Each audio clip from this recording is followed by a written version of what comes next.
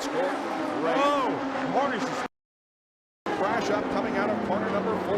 And that's Sam Hornish and another car up against the outside wall as others try to dodge the debris that's been scattered. And it's Al Unser Jr. Little Al is very upset. You can see him shaking his fist, but he was just a victim of circumstances. Once again, the cold tires, these guys just tough break for Sam Hornish.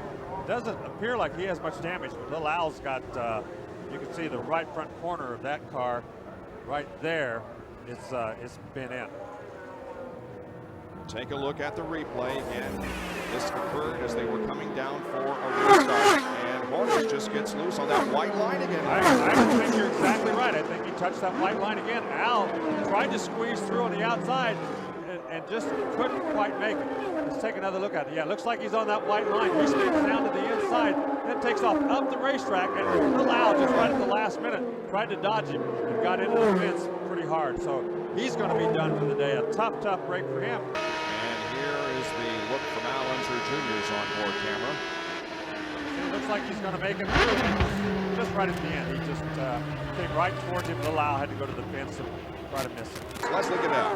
Another unfortunate finish for Al Unser Jr. today. And tell us what happened. You got caught behind and you really didn't have any place to go, it looked like. Yeah, we were just coming off of that restart, coming off of 4, and Sam spun it down low, and then it just left us nowhere to go. He went up high, and that I'd already chosen to go there, and blam, I hit him, hit the wall, just ran out of room. There's been a lot of talk about the white line because Sam Hornish hit the white line and seemed to spin there. Sarah Fisher, do you think with the cold tires and the white line that could be a problem? No, not at all. It's not a white line thing or anything like that. It's just not getting up to speed, and everybody's still trying to get up to speed. You don't have any downforce in the car when you're running behind the other guy, and your tires, you know, these tires are what we qualified on, so they've sat for a couple weeks, and so that and that's it. I mean, you're just not up to speed in order to give the car downforce in order to have grip. Back to you. Paul, it's interesting as you watch DeFerrin start to get into that traffic scenario. The man that's normally in his ear as his spotter, Rick Mears, is not here this weekend. Problem, and that is Lazier. Buddy Lazier catches the wall with the right side, and Hornish is in trouble too. Think of that in terms of the battle between Penske and Panther. Just before we saw Lazier hit the wall, Hornish in that big mass of traffic touched the back of Lazier's car, stuck him into the wall, and you can see the damage from the front of Sam Hornish's car from that impact. You know, you talk about this track, how tricky, you talk about patience, and to see two great champions like Lazier and Hornish get involved this early on, that's a shock. And Buddy knows it. You saw him throw his steering wheel into the cockpit, probably giving a wave to Sam on the way by. Just a busy part of the racetrack, 4 cars wide, everybody trying to get by. Now Hornish is going to bring it back into the pits. We'll keep track of this while we see what happened. Now here you see them 4 wide. Sam's trying to get himself through over here by the wall in between Lazier, and also the wall is not going to work. A lot of traffic coming down. See the touching that's going on there? Boys, I got to tell you, Sam Hornish was in too much of a rush too early in this race. And what was suggested just a moment ago, everybody's trying to move around the 34 MyJack car of Laurent Redon. Giafone did it on the low side, but then they got bottled up on the outside. Everybody wants to get down and get into the single line going into turn 3. This racetrack is really a single line racetrack when you get to the middle of the turns.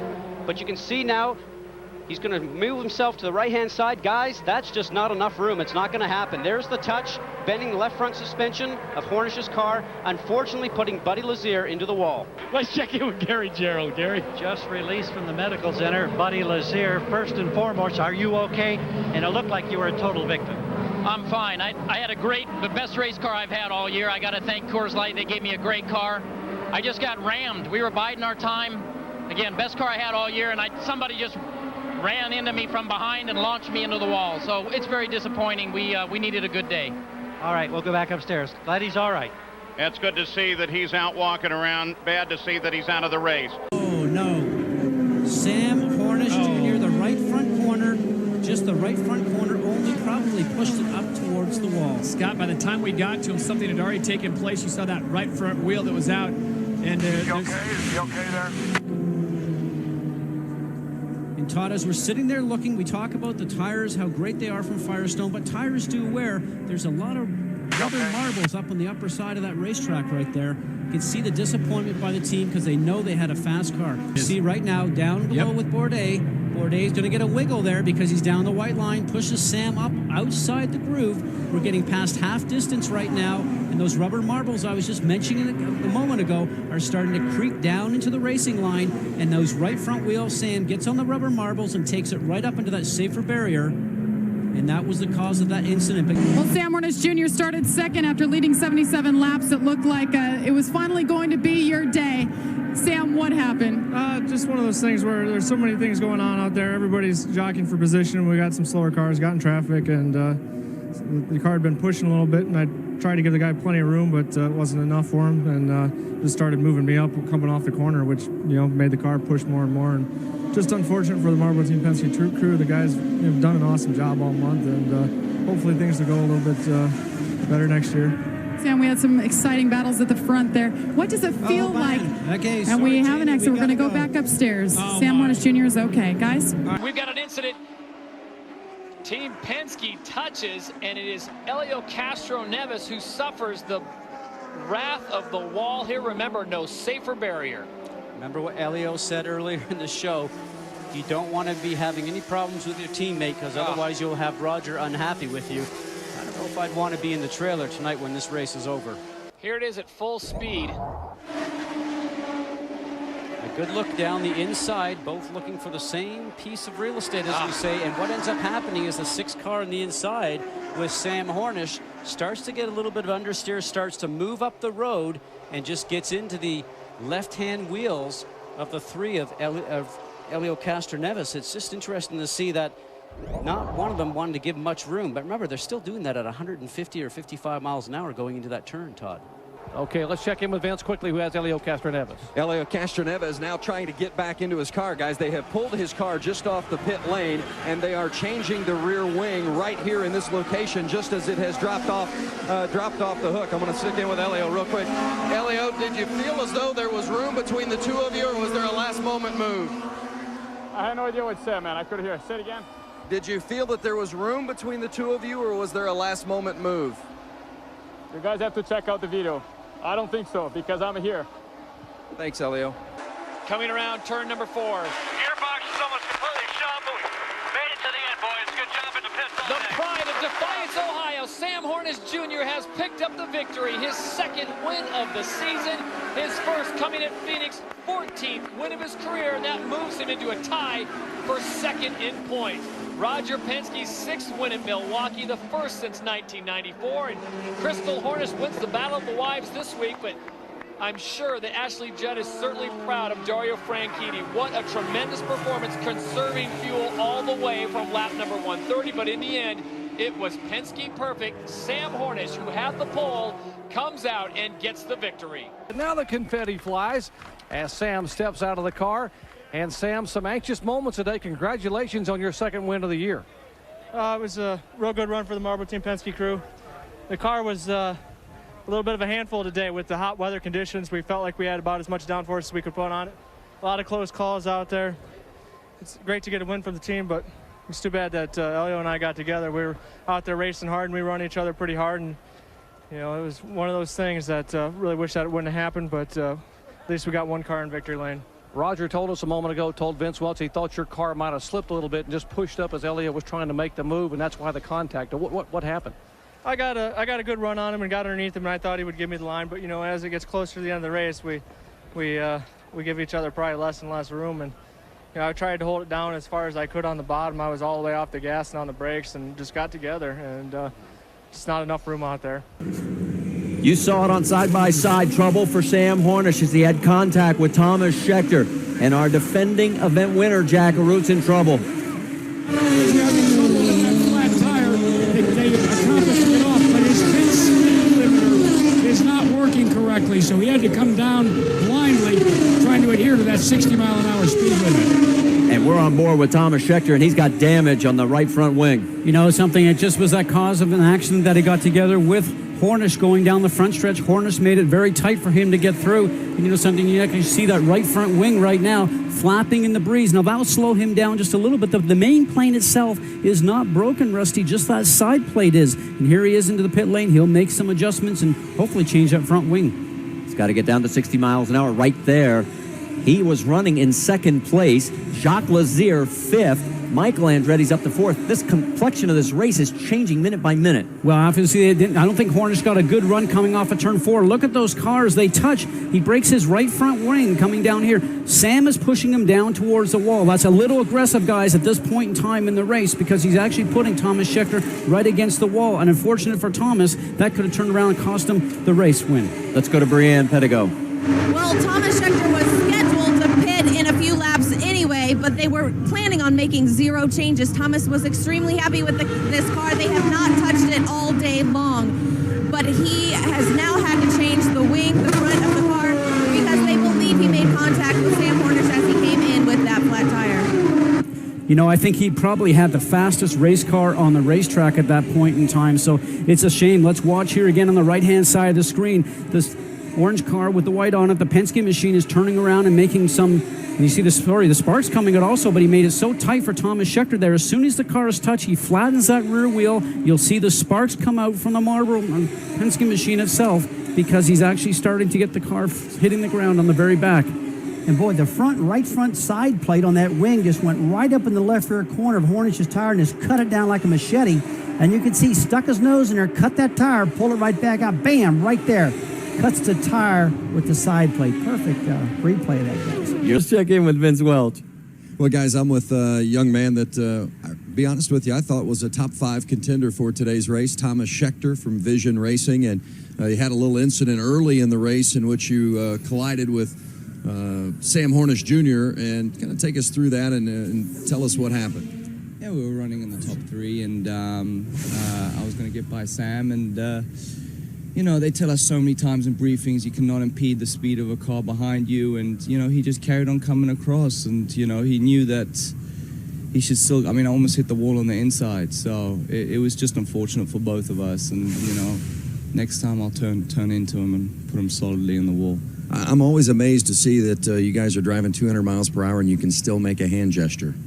Yeah, well, actually, you guys it wasn't that bad of a hand gesture, but, you know, just unfortunate, you know, we had a great car. You know, the good thing is that the Hitachi number 20 car with Ed Carpenter, he's running great. He's running up at 9th, and, you know, hopefully if they get this race restarted, we got back onto the lead lap, and we show we can run in the top 3, so maybe we can get back up there again. All right, we're holding our cameras there. That man right there, Sam Hornish, right now he is running in the 9th position, and here's how he got around Tony Kanaan. Coming down here, having a look on the inside of the 711 car. They're slowing just a little bit because of the car in front of the 20 car of Ed Carpenter. Now see the Team Penske machine on the inside trying to get through, says, pardon me, excuse me, I'm on my way through here on a very fast downhill left-hander, turn 6. So Hornish picked up 9th, Darren Manning followed for 10th, Ed Carpenter's now 11th, and Tony Kanaan is 12th. Well, we're at an auto race where a hockey game is broken out, folks. This is right down in pit lane where it started with Sam Hornish and Tony Kanaan, and now there's fists flying everywhere. Members from Team Penske, Andretti Green. Vince, are you in that mess? Well, guys, what happened was immediately after the race, Sam Hornish jumped out of his car, went and confronted Tony Kanaan, and at that point, parties from both sides started coming to the defense of their own. And that included the father of Sam Hornish Jr., who actually pushed Tony Kanaan, and then Tony Kanaan's supporters came in, and before you knew it, Sam Hornish Jr.'s father was on the ground scuffling with one of TK's and one of the Andretti Green's people. All right, that's Dan Weldon with Tony Kanaan. They are very good friends, former teammates. This is what it was a little bit earlier. This is the replay, and there is the shove by Sam Hornish Sr., and that's when everything started to break out. Michael Andretti gets involved in it. There is Marco trying to get his dad out of the way, playing peacemaker, and here's where it really erupts into an all-out shoving match. Security from the Indy Racing League steps in, and some of the Penske crew members then get involved. There's Tony Kanaan now sitting on the fence trying to catch his breath. Now, this was what happened very early in the race. I mean, guys have long memories in race cars. You know, but there's got to be a lot more to this than what we saw, because in this situation here, this is where you're going there. You're going for the same piece of pavement, actually, and this is actually after the race itself. They're both going into the pit lane, and here comes Tony Kanaan chopping off Sam Hornish. So I think that's why Sam was so mad, because the checkered flag is flown, and here comes Sam getting out of his car right now. You can tell he's in a hurry. He's just pulling off the cords and everything like that, walking over to Tony, and rightly so, saying, hey, what's that all about? The checkered flag is over. I don't understand what's going on here. And obviously Sam's dad comes in here and says, okay, let's just cool off now. And then it just continues to escalate. And this sort of reminds me of what we used to have in go-karts, Marty. It just never seems like it gets this way in big cars. Well, it did today, as let's check in with Vince Welch. Well, Tony Kanaan has been watching that replay, as guys, just as you are watching it. And TK, what was going on? First of all, take us back to the incident on the track when the two of you had contact. What transpired? Well, I got to ask him. He hit me. I think when you hit somebody from behind, and I wasn't very happy, and I got out of the car to talk to him. And I think he needs his dad to defend himself all the time, and his dad bumped me, which I think is totally wrong. It's happened in the track. We need to sort it out between me and him, and if we can't sort it out, Brian Barton has to sort it out. His dad can't get in the way and bump me out of the way like that. We're not going to fight. I was not going to go punch him. We were obviously both hot, and we're talking about what happened, and I think they should let us talk about it. And his dad getting in the way and bumps me out of the way. I mean, that's why dads, they should be in the grandstands, not in the pits. Let's go to Brian Pettigo. Well, Sam, it was your best road course finish ever, but unfortunately got overshadowed a bit by what just happened. Walk us through this. I guess I'll start back to the incident on the track. Tony and I, I got to run on him going down into turn 6, and he just didn't give me room, ran me up on the curb, and basically, there was nowhere to go there, and I couldn't get out of it, and obviously we bumped a little bit. Neither one of us spun. He ended up finishing 4th, and then he runs into me coming into the pits, and starts calling me every name under the sun. But whatever. That's he wants to talk about what a great sport he is, and he is if one of his teammates wins. But if anybody else does better than he does, he's not very good. And I'm not really that worried about it from my point of view. I'm in the car, but you start running into people coming into the pit lane, you take the chance of jeopardizing all these guys' safety that are over the wall. They're not paying attention to what's going on. The race is over. They don't think there's going to be anything going on. So it's just an unfortunate deal. And I just got to say I'm really proud of all my guys at Team Penske. We felt for a long time that we should have been getting these top 5, top 3 finishes, and haven't been able to get the job done for whatever reason, getting ran into or losing the brakes or whatever. And it was just a nice day to be able to come out here and to have a good run and to finish in the top 3. Well, Jackaroo, it wouldn't be Watkins Glen without a little drama. The sun continues to set. It's becoming an issue heading through turn 4. It's still Kanaan, Franchitti, and Hornish running 1, 2, and 3. Whoa, look out, Sam's in trouble. And he's got... Dan Weldon is also spinning. Weldon may save it. No. Weldon, an innocent victim in this one. Sam just lost it coming out of 2. Sorry, I just didn't do anything. Yeah, I know. You had nowhere to go. Unfortunate for Dan Weldon. You see both drivers moving around in the car, which is always a good sign. Take a look as we go one more time here. Yep, Sam was trying to get a run down the bottom of Franchitti, and what he was looking to do was just to sort of gain some speed going down to the middles of turn 1 and 2. And then Franchitti just started to probably take the air off the car. Here we watch again. Sam's on the bottom side in the Team Penske machine. The car just steps out. He collects it. And then the car just releases and the back end comes around, and you are a passenger at that point in time. Now for Weldon, comes across the grass, obviously no adhesion on the grass, and there again, he's just a passenger. He's trying to slow it down. You see the wall coming as Dan Weldon was going across the grass. As we watch this one more time. While all this is going on, Brian Pettigo has caught up with Sam Hornish. Marty, we're walking back towards the garage to check the damage on Sam Hornish's car. Sam, this has got to be like deja vu all over again. Can you walk us through this moment? It was we had a good car, moved up, real quick on the start, and It was unfortunate. You know, Dario picked the outside line going in there. I tried to get to the inside of him, and just came down and took the air off the car. And unfortunately, as soon as you get to the other side of it, puts a whole bunch of downforce on the front, and the back end came around. And you know, nothing I could really do about it at that time. Your crew did an amazing hustle last week and got you back out on the track. Are we going to see that here tonight? Well, I'm sure they're going to work hard at it. I don't know if they'll be able to get the job done or not, but you know, I'm sure we'll get back out there. But we'll see what happens. We're glad to see he's okay, guys. Yeah, I'm glad everybody's okay. I'm sure everyone at home is as well. Trouble off of 2. And it's like Jimmy Johnson sideways. And inside. Trouble for Jimmy Johnson as he slams the inside wall. Oh, man, he's got a lot of damage to that race car. Yeah, there were 3 wide. Johnson, who dodged so many bullets last week at Talladega in the final laps. Right front suspension, right rear suspension. Let's show you what happened here. Lap 3. Watch Jimmy Johnson. Watch him 3 wide on the outside of the 77. In fact, Ruderman got into the back of Sam Hornish in the 77. That shoved him up into Jimmy. It looked like Jimmy might almost have it saved, but he got back into Hornish there and then goes down and collects the inside wall. You can see Sam Hornish getting against the wall on the outside. Now right along with Jimmy Johnson, and watch the little tap here. Inside. Straighten her out, baby. You get it inside.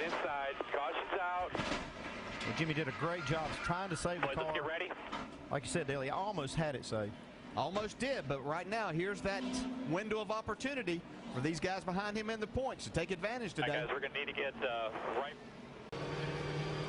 How about Kurt Busch there, just backwards and trying to drive it backwards using the mirrors. Let's hear from Jimmy Johnson. Vince. Well, the full range of emotions of the victory for Kurt Busch and the frustration probably for Jimmy Johnson after that early incident. The team was able to get the car back and get laps, but just your reaction to having your lead shrink down to just 73 points. You know, it's still a respectable lead. I mean, you know, 73 with 2 to go is a good position to be in. Man, I hate that we gave up all these points tonight.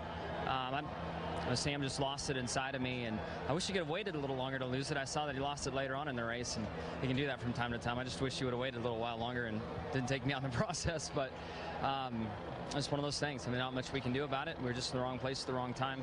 But the guys did a great job to get this car back out on track to pick up a couple more spots, and we'll go to Phoenix and race. And we got 2 great racetracks for us. We didn't want this by any means, but we're still in a great position, and we'll go to Phoenix and race. You remained in the car for over an hour as the team worked on the car in the garage. You stayed in there, helmet on. What was going through your mind during that time? Just trying to play back through the crash and what happened, and if I could have done anything differently. And I could have maybe given him more room, but I would have had a more direct angle at the wall and would have, you know, hit the outside wall. So I mean, I think back, I was just hopeful we'd get out. Hopefully there'd be some cautions and we can make up some spots. And the first report Chad gave me wasn't good. He thought we were gonna have to put the car in the truck. The car was so tore up. So you know, as time went on, I could see their spirits lift, and I knew we'd at least get back out on track. And I started to focus on the things I needed to and quit worrying about the points. Well, it didn't look very good, but what was the car like to drive there for those laps during the course of this race? Wasn't very good either. That thing is beat up. It is not a fun car to drive up. We kept up to the minimum speed and made it. Yeah, Jimmy Johnson, he'll take a lead to Phoenix. 2 races to go. Sam Hornish's car, all torn up. Finished 12th. See, Danica's got damage, more damage than what she sustained in that previous caution. See what's happening to them here. While we were watching the race for the win, this happened. Whoops. Looks like Sam ran Danica out of room.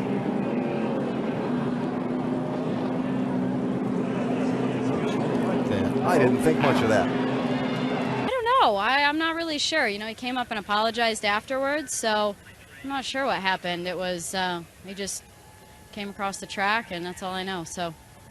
We blew out a right front tire coming off of turn 4, and I was getting pushed by Elliott Sadler, which I was glad for the push through the middle of 3 and 4, but by the time we got to the tri-oval, just the car wouldn't turn anymore, and I was doing everything I could do to get slowed down and stay out of the wall, and you know, obviously we weren't able to do that, and then I got hooked into the wall after the race was over, which isn't very cool at all, but I don't know, it's frustrating, and we had a good car and just didn't have everything happen that we needed to at the end of the race. You guys just spoke. What was that conversation like? She said, yeah, right, and you know, I'm not sure why anybody would drive in on the bottom of the tri-oval and then run themselves into the wall at the exit. just to prove a point. So I don't know. She's got something stuck in her head that isn't quite right, but spinning somebody after the race is over isn't right either. And you know, my problem was definitely that we had a right front tire, weren't able to go down, which man, it's frustrating. But Lions Truck Parts Dodge was good. We tried to stay out of trouble, and just too much carnage there at the end. Trouble. Brad Sweet. Danica's got a piece of this one too. Yeah. And Elliott Sadler weaves his way through. Coming at you anywhere. Danica spun inside and get it running. Back up. All right, you're good now. Go ahead. Ooh, big wreck out of Danica Patrick. The right front destroyed in that car.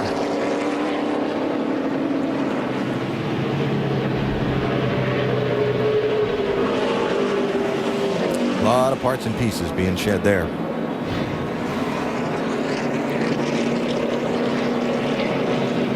Sam Hornish on the bottom here. Gets up into her. The last thing I remember between Hornish and Danica, there was no love lost there from previous races. Yeah, that wreck right there was initiated by Sam Hornish. Gets into the left rear of Danica. She can't do anything but try to chase the car up the hill right into Brad Sweet. See the deck lid tether doing their job, holding that deck lid. As the race was still finishing up, Danica Patrick retired her car for the day, and Mike caught up with her then. And obviously a very disappointed Danica Patrick. Danica, close quarters racing there with Sam Hornish. What happened? I don't know. I have to see the replay to know for sure. But you know, we were all going gangbusters on the restart. The tires are so good, so you try and use them. And I was racing the car in front of me, and you know, the car behind me is racing me. So I'd have to see it to know. But more than anything, it was just kind of a bummer because I was just starting to get into the rhythm, I think. I struggled a lot at the beginning. The slower you go, the looser it is because the car is up and off the track. So once I finally just stopped using the brakes so much, I got going a little bit faster. But it's just a bummer for the team. You know, I always hate to see them in the garage working their butts off like that. So I hate those fire drills. And a bummer for GoDaddy. Would have liked to have got a nice result for them here. It was a bummer last time, but at least it wasn't a blown right front. So we'll learn from this and we'll come back better. Thanks for your time. Yeah, thanks. A tough ending to an otherwise promising day for Danica Patrick. Oh, and the 12th car, Sam Hornish. For left rear tire, guys. Be ready for left side. Oh, and he gets hit a second time. Nosed it into the fence and come back down the hill. Got hit in the right rear. Oh, man. Oh, that is Timmy Hill. Yeah, it destroyed his car. He just barely caught Sam. Couldn't miss him. I believe the 12 may have cut a left rear tire down, whether that was in racing action with someone got against it. Sam was running 10th at the time, and we talked about how he and Austin Dillon being third. Next time he does the block like that, I'm just going to wreck him, so then I save myself. All right, let's go back and show you exactly what happened.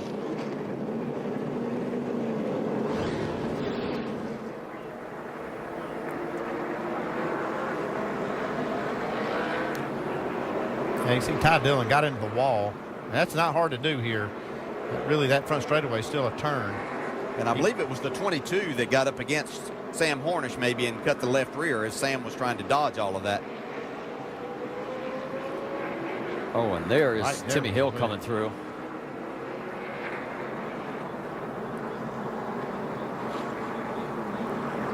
You see that left rear is down as he enters the corner.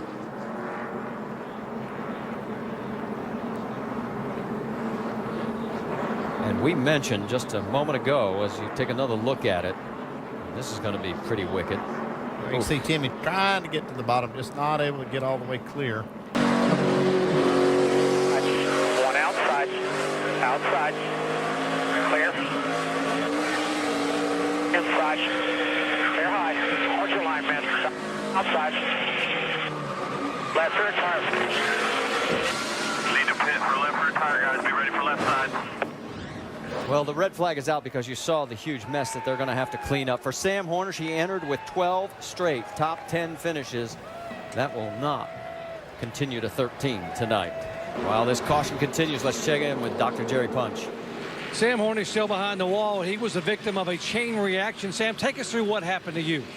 Got a run on the 31. He decided to go down and block me. We got down in the middle of the corner. The 51 tried to roll the outside, and 31 got him up into the wall, and he had to let out of it. I tried to go down and get around him, and 22 hit us, knocked our tire down, and just a big chain of reactions. You know, it's one of those deals. I tried to get slowed down because I knew we had a flat left rear, but it's like tippy-toeing between braking and trying to get it down in there and not get run over, and just couldn't hang on to it. And then we got hit and a whole bunch of damage, and just hate it for these guys that work on the Lions Truck Parts Dodge. All right, they're trying to get Sam back out. They got a problem with the frame rails, trying to get them jacked away and get him back on the racetrack. Got a tough night for the third place points man. It's been a tough week. He got the news earlier this week he will not be in the 22 Sprint Cup car next year. And he came into this race third in the points. Right now, he's shown 53 behind. And look at Elliott Sadler with his issues. He's now second, 18 behind Stenhouse. Uh-oh, got a little smoke going here now. The Hornish maybe have a tire rub on the left front. Just watching Harvick, though. He's moving all around the racetrack trying to find something. Yeah, he picked up about a 1/10 of a second that last time. So he's still in the mix. Sam running 19th, last on the lead lap. Oh, these two got together before. Trouble, it is Hornish into the wall in turn 3. Caution flag is out. That the beginning of Sam's troubles. And this, the continuation. That tire was rubbing really bad. They tried to get him in the pit, but didn't get him there quick enough. That was Danica taking over that 19th spot. She's had a very solid day here.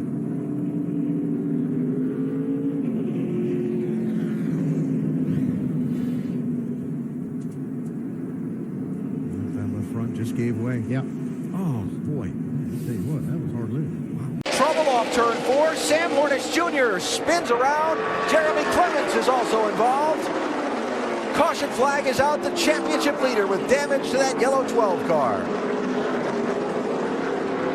When we watch the replay, you'll see Sam did an unbelievable job of driving. I mean, that was through the grass, over the jumps. I don't think he hurt too many of the logos in there, but he didn't tear up his race car too bad.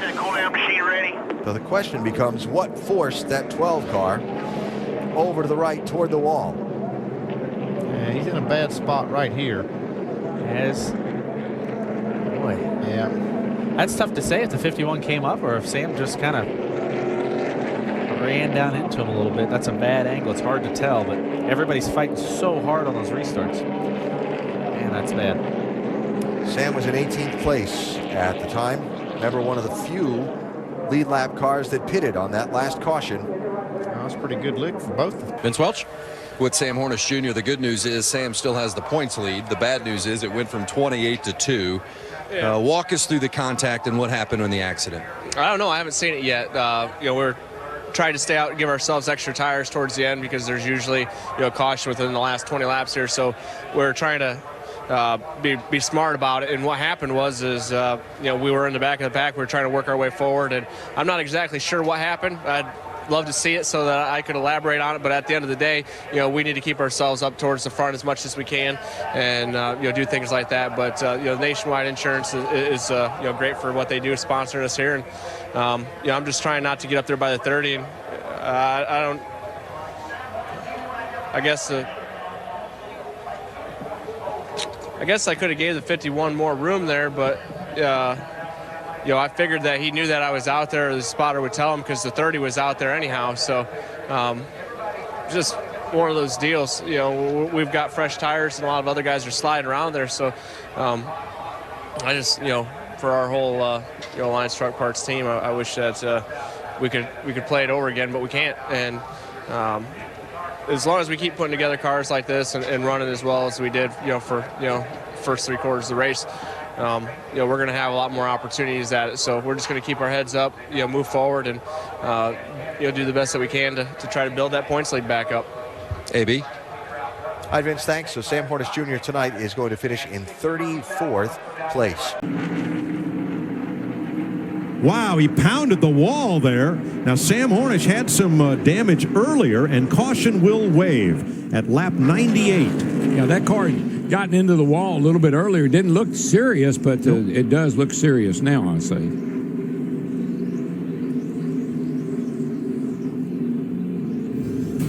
Let's see what caused this wipeout for the number 9.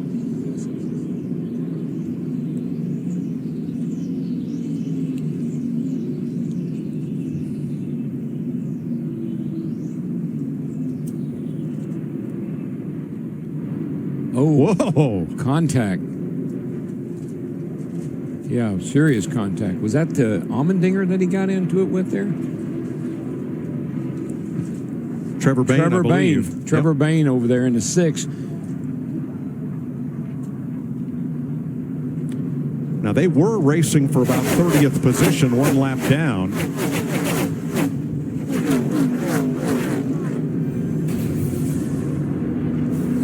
Heavy damage to the left front of Bayne's car. Now, I know we've only run 6 laps.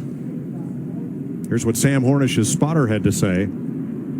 All clear, 2 back to the 38. Are you kidding me? Sam, that's my fault. 100% my fault. So the spotter cleared Hornish to move up, but Trevor Bayne was there. Yeah, as we get a caution, and it's Sam Hornish Jr., who was inside the top 5 and won this race 1 year ago, was scored in the 3rd position when he got it turned around and hit the wall. Tough break for Sam. We know how excited he was about this race tonight and how much success that he's had here. Got to wonder if maybe there wasn't somebody inside of him with a little bit of contact or something. Yeah, he said it. I think we're done. And the last time he drove one of these cars, we didn't have the crash clock 5-minute rule in place, but as you look at that race car, no doubt their evening is over. And we don't talk about this a lot, but they came in leading the Owners' Championship. So successful in 2017. Brad Keselowski won in that car a couple of weeks ago at Pocono. First win for the 22 bunch in 46 races. But unfortunately, problems for Sam. You're on board with the 22 here. That's Christopher Bell, the 20 right behind him. Well, we see Bell use that top side to get a nice run down into turn 1, carrying a lot of momentum. Inside.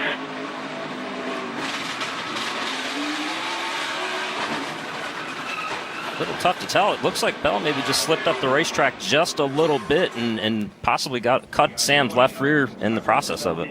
It sounded like the tire was down before he made contact with the outside safer barrier. You could hear that flapping already before he even hit the outside wall. Yeah, that flapping's a tire down, but I think he had contact to cut that tire. That's what I mean, before he hit the wall, yeah. Let's hear from Sam Hornish Jr. He's out of the infield care center. Caitlin? And not the day he would have liked to have seen. Christopher Bell said he got free underneath you, got a little loose. What were you experiencing in the car? Car was pretty good. Our discount tire Ford Mustang was, getting better. I felt like we were heading the direction we needed. I tried to move my line up just a tad bit through 3 and 4, and that allowed the 20 to get a run on me, and it seemed like he just overdrove it down the corner, got loose and into us. And it's a shame for all the guys on this car. Not the way that I wanted to debut being back here at Team Penske, and I've made my own fair share of mistakes, but man, I hate being on that end of it, and hoping to get the opportunity to come back here and run later on this year, and also some other races, but it's just not how we wanted it to go at all. Thank you. Glad you're okay, guys. Green is out in Mid-Ohio.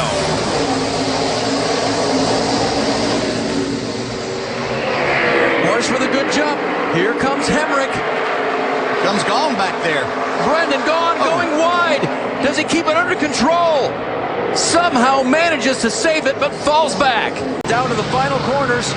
Tires barking. Sam Hornish under control. The left-hander to the checkers. Sam Hornish is going to win at home in Mid-Ohio.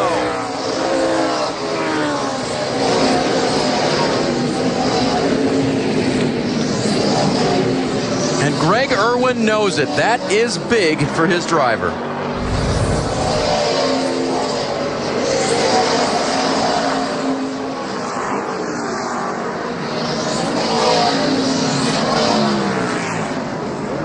Behind him, career best finishes for the 21 of Daniel Hemrick, the 19 of Tift, the 20 of Davison, of course, and 5th for the 07 of Andy Lally, but the day belongs to the driver of that white 22.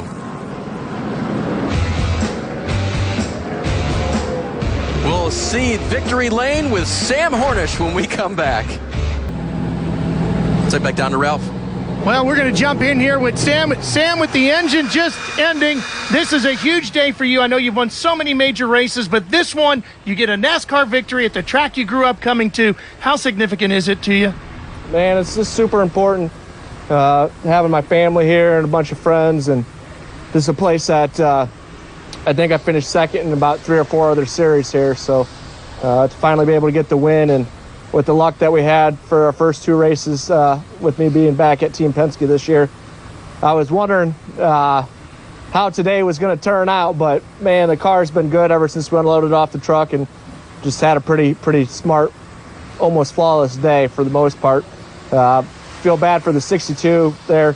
Got cleared and moved up on him a little bit, and you know, Brendan's always raced me good, so I didn't want to beat him that way. So just real happy with the discount tire Ford Mustang. Gleam in his eye, Dave. He's a big winner here at his home track.